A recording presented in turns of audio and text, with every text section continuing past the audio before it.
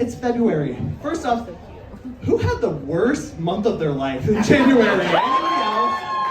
Girl, how was January the equivalent of an entire year? I do not know how that was possible. That was a rough month, but February's super fun, month of love, Valentine's Day, ooh. Is anybody here on a date? Oh my gosh, oh my gosh. I don't know if I see clapping or other hands. Oh my God, more hands. Whoa, either you're gonna walk out of here in love, or one of you walk out of here homophobic. Who knows? No, I love that there's a little bit of love in the air. I am single, hold for applause. Not by choice. No, I am single. I am not somebody that is doing that well in the dating world, right? Who is dating here in Denver? Nobody, because you all know. You all know not to do that, okay? I'm still learning my lesson right now, okay? No, I'm navigating the dating world is hard in any city. Denver is the worst in every way, because gay men in Denver will be kind of some of the worst people you'll ever meet. Guilty. And it's so fun, right? I go onto all these apps and people will ask like where your position is, right? Like, are you top or bottom or whatever? And I lie and say, I'm verse. Which for me, being verse means that fiscally I'm a top, socially I'm a bottom. Meaning I'm needy and like need your attention like a bottom, but I've already called an Uber before anyone's come like a top, okay? No, it's weird dating here in Denver. I did try to find love in the deepest pit of hell, Grindr. Which is, that's on me, right? That's like going into a deli shop and expecting a gourmet meal, right? That's, you know what you're signing up for. Let's not play this game. I was on Grindr. I found this guy. He was kind of cute. He was kind of sweet. I was like, okay, is this how I find love? And then as we were chatting, he sent me a picture of his leg, and I was like, okay, I guess legs are in style now. And yeah, they are. On his leg, I took a little bit of a closer look, and there was an ankle monitor. I said, hey babe, what's on your ankle? And he said, I can only host. I said, hey babe, you didn't answer the question. What's on your ankle? I asked, are you on house arrest? He said, it's actually called house confinement, thank you. And that was in the comfort of like my own home. Sometimes you'll be on these apps, right? Grindr, Sniffies.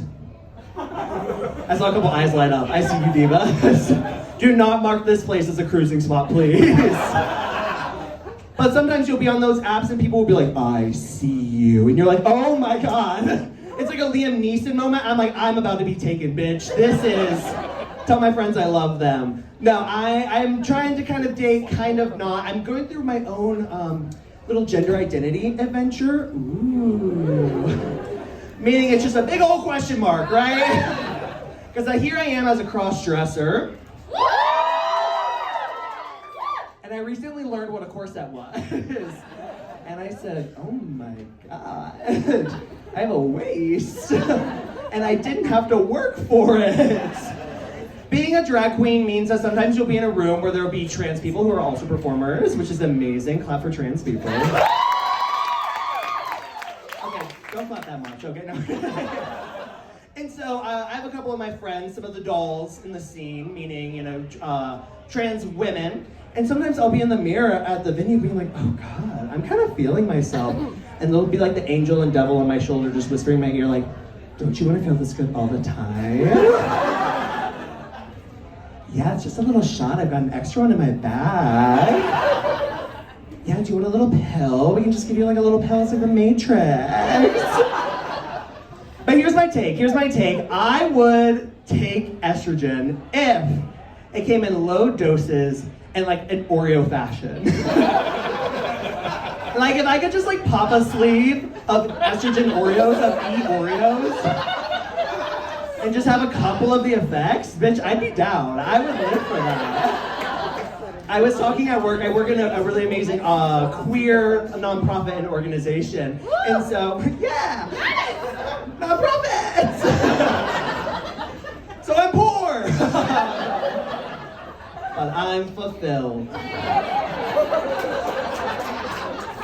No, so I work at a nonprofit, and we're all of our staff are queer, trans, all those things. And the other day, like 9 a.m., I was like, you know what? I kind of reached this conclusion that if I was offered free FFS, free facial feminization surgery, I'd take it, obviously. I said, that shit is expensive. My coworker, who's trans, looked over at me and said, hey, Zackarina, cis people don't have those thoughts. I said, oh. I said, I have a meeting in 30 minutes, so I'm not gonna really focus on this. I said, we're gonna unpack that in about 14 years, right? It's truly wild, because in my mind, I'm like, well, yeah, who's gonna pass up on any opportunities? And then he followed up by asking, he said, bottom surgery. I said, if it's free. And then I really had to sit for a moment and go, oh, what does that mean for me? So anyways, instead of doing that, I just take my mind and put it in other places, a lot of which is porn. Who watches porn here? We got him! The walls break down. I'm just kidding. You're going to hell, but I'm kidding. You all are going to hell for other reasons. No, I love porn, not in like a porny way, in a very high art conceptual way, right? So I'm on Pornhub, like, produced by A24. Or like POV, the original Zack Snyder cut. I love porn, it's so campy. I talk about how we are in the new age of porn, what I have kind of called Emmy-nominated porn, which is basically, it's a 30-minute video. First 15 minutes, just plot. They're setting up a full story. I will forget that it's porn because I'm so invested in it. And then they start fucking and I'm like, whoa! I am watching two twinks be the Meryl Streep of bottoms. And the gay cinematic universe just going at it. Truly, I always say gay porn is better than straight porn because everybody has a musical theater degree. So they truly are weaponizing their BFAs. They said in 1, 2, 3, 4. But despite all of the porn, despite everything, February I'm hoping to find love. And hopefully with a 90-year-old. Oh. I'm a diva who has no shame. I will date that 90-year-old, I will put out, and I will get and I will, okay? When people are like, I have too much pride and dignity, I say, grow up. Suck that old wrinkled dick, okay? It's just like a little raisin, you just like swash it in your mouth a little bit, right? Oh, grow up! You think you're better than me? No. That's me looking at all the people here on dates, being like, I'm so happy you guys are happy.